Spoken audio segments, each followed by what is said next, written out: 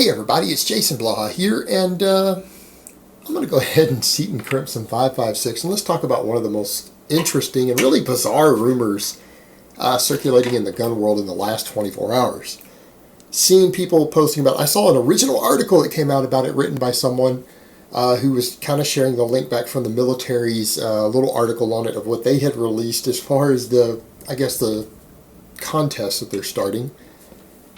For a new 7.62 by 51 rifle, which is essentially .308. Slight pressure differences. Most hand loaders understand the difference, but a lot of rifles that will fire one will fire the other. They're like 95% interchangeable.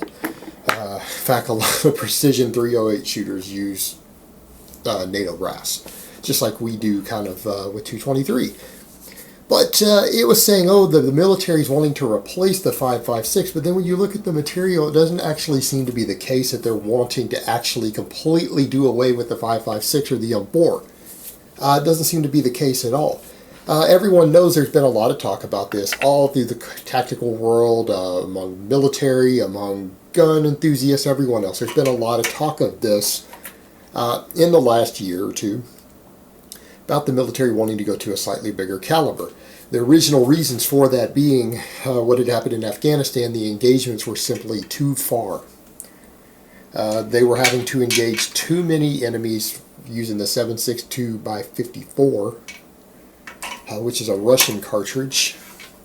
It just has flat out way too much range for the M4 to compete with. If you had someone who had one of those rifles out at long range shooting, if you're stuck with a 5.56, it's very, very hard to engage them for obvious reasons. I mean, the 5.56, even in an M4, is a fantastic cartridge up to about 500 yards, maybe 600 yards. We could argue about the stopping power all day long.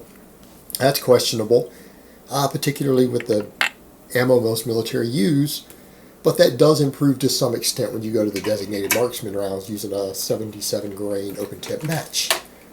And again, if you study ballistics at all, it kind of makes sense why there's problems and why this round helps with it to some extent, but ultimately you're still using a pretty lightweight cartridge in the grand scheme of things. Still a 77 grain cartridge ultimately, that eventually runs out of steam as it gets further out there. So there was an issue of engagement range, which is, a viable complaint against the M4, because the M4 was originally designed for jungles. And it was a fantastic jungle warfare caliber. Again, Vietnam veterans have their own take on that. Some loved it, some hated it. Again, they all have their own opinions. They all have their own experiences. I grew up around enough Vietnam veterans that I kind of heard both ends of the story. Some loved it, some hated it. So we have this situation here, but they're discussing something new now. They've already been discussing testing stuff anywhere from down to around 6.5 up to 7 millimeter. There's a couple different cartridges that have been in testing, some of which aren't even standard commercial cartridges. There's like a 260 something that's the military's having proprietary made. People are messing with 6.5 Creedmoor. They've been messing around and testing a few different calibers, trying to come up with some other options.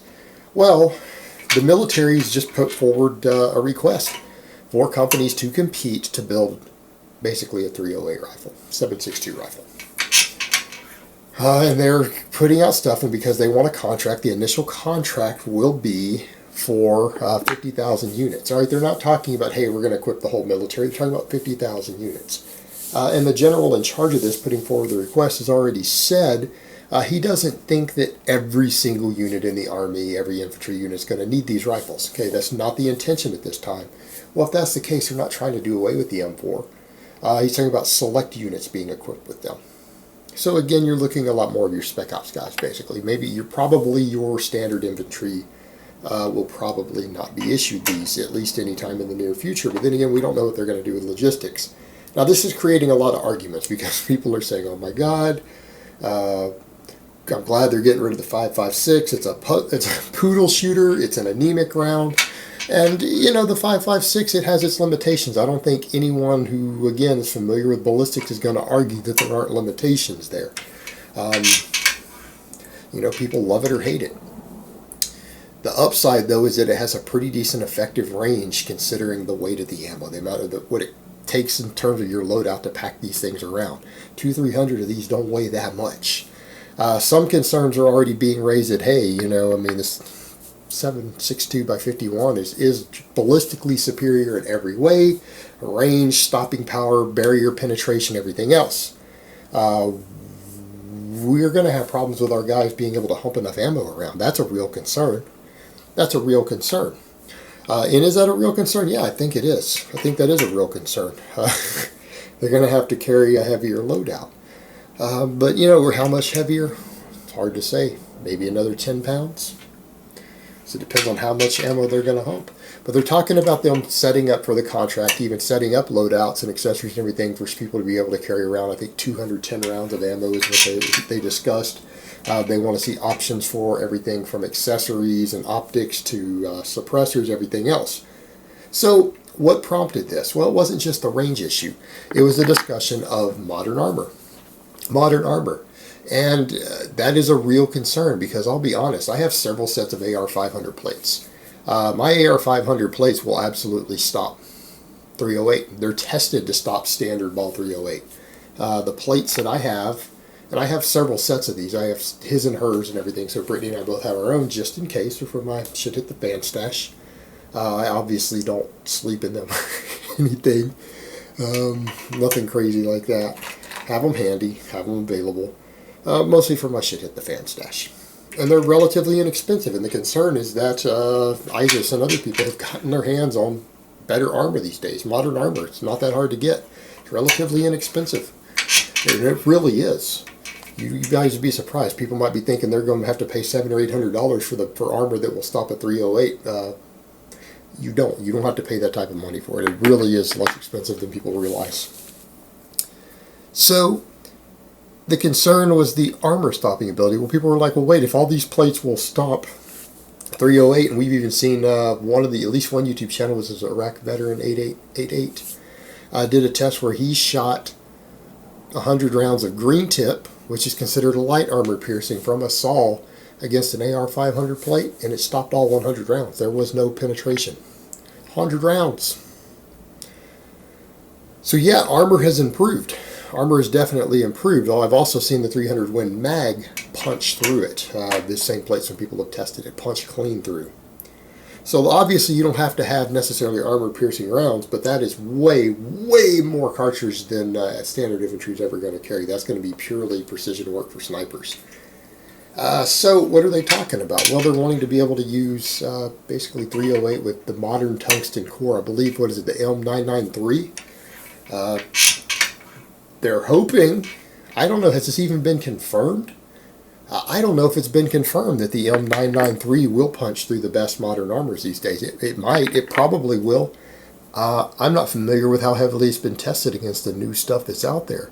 I'd be kind of curious to see. I'll do some digging into that later. But I wanted to kind of report on this just because this is something people are talking about. But the whole point is that the general involved is saying, look, I want to equip certain units with this, and I want them to have this armor-defeating ammo. I want them to have 7.62 by 51 rifles, and I want to equip entire units with this. I have certain groups I want to equip with this. So we want to start a contract for 50,000 of them, which is a pretty reasonable start. But I understand where he's coming from, and a lot of people are arguing, oh my God, I don't think the 3.0 is that good of a round. There's a lot of argument about it. There's a lot of argument of logistics here. There's a lot of different things going on, but ultimately what it seems to come down to is that people are really, really jumping the gun, that they're talking about replacing the M4 completely. I don't see anything written about that. Could this be a preliminary move to do so? Maybe. But even the general involved is saying he's not talking about equipping everyone with it. Just select units. Now, it's interesting that they're putting forward a contract because there's already multiple rifles that would probably fit the bill. Got the M1As out there. There's quite a few M1As that are issued still. Then you have the Scar Heavy. I'm going to go out on a limb and say what they're asking for, Fabrique Nationale de Hersel could probably fulfill that pretty easily. Although, by them doing a competition, it's going to allow other people to come in. Because I think a lot of people are saying, well, the Scar Heavy could just win this one. Maybe. And the Scar Heavy's a pretty solid design. I like the Scars. Anyone who's ever held one and messed with one a little bit, I kind of like them. They're pretty nice rifles. I would own one. I would absolutely own one or two and have it as a shit hit the fan rifle. With some extra spare parts, of course. Has its drawbacks like any other rifle, and there's no such thing as a perfect weapon for every scenario. The Scar 17, but the military version being the Scar Heavy, is actually a pretty good rifle. However, I think the whole point is that it's not perfect. There are things some guys didn't like about it. There have been things some of the operators out in the field haven't liked about this rifle. Some of them like it, some of them don't. So I think if they want to bring some new stuff in, this would be a good way to do it. I think that is the way to do it. Go ahead and put out a competition among these companies, submit your submissions, and see what they can come up with. Can someone out there bring something to the table that's better than the Scar Heavy? Well, we don't know till we give them a chance, right? And that's the whole point. That's why we have capitalism. That's why you have a capitalist system. That's why we have innovation. And when the military starts talking contracts and big money, I mean, starting with 50,000 units, that's a pretty good gun sale, yeah, 50,000 rifles. But if they like it, it's probably going to be hundreds of thousands more eventually. So, money talks. Money and competition breeds innovation. So, while a lot of people think, well, the Scar Heavy could win this, maybe it will. But I'd be curious to see what other companies put forward to compete with it and see if someone could come up with something that is an all-around better system. Not that the Scar is not a great system, but innovation and competition is how we find out. That's how we find out if someone can build something better. Maybe they will. I'll be curious to see how this goes. And it'll be curious to see what the military adopts of this and what direction they go with it. And like a lot of people have been saying, the military has been talking about bringing in some new 7.62x51, but they are also talking about eventually phasing that out for a different cartridge. So what they're going to do with it, I don't know. I don't know ultimately. And I can see the appeal in them saying, okay, we do want a bigger cartridge, but maybe something with a slightly lighter but more aerodynamic projectile. So that's why things like the 6.5 Creedmoor, some stuff in the 260, 270 caliber range are being looked at so that they can get better effective range, better terminal ballistics and everything than the 5.56, but maybe figure out where's their best balance on ammo weight, because guys still have to hump this stuff in the field. And if you're talking about this as a primary cartridge that the whole units are equipped with, those ounces start adding up, especially when you're carrying 100 rounds of ammo. And I think they want to experiment a little bit with that and kind of find the proper balance. And what people need to always remember, military needs are not the same as civilian needs. And you need to understand the military has its own set of logistics. And just because the military selects something, well, that means there is going to be surplus available cheaply to the civilian market. So that's always a perk. But outside of that, the military's reason for picking something may not be the reasons why you personally need something and why something's ideal for you. Your own life situation and your own plans and your own scenarios are going to determine what's best for you, and it may or may not match with what the military does. And people need to always remember, everything the military does is based upon group tactics. All right, it's never about just you surviving out on your own, and that can absolutely impact the choices of calibers and equipment and stuff that they use. They are in a different environment than you will ever be in, even if you are a veteran, even if you're a Special Forces veteran. You're not going to be doing things the same way if you ever have to defend yourself or defend your property or shit hits the fan as what the military has done. It is going to be totally different. And so the ideal requirements for equipment may not be the same either. But either way, whatever they do with this decision will influence the civilian tactical market no matter what. All right, guys, but that's really all I have to say on that today. I hope it's been informative, and I will talk to you guys next time.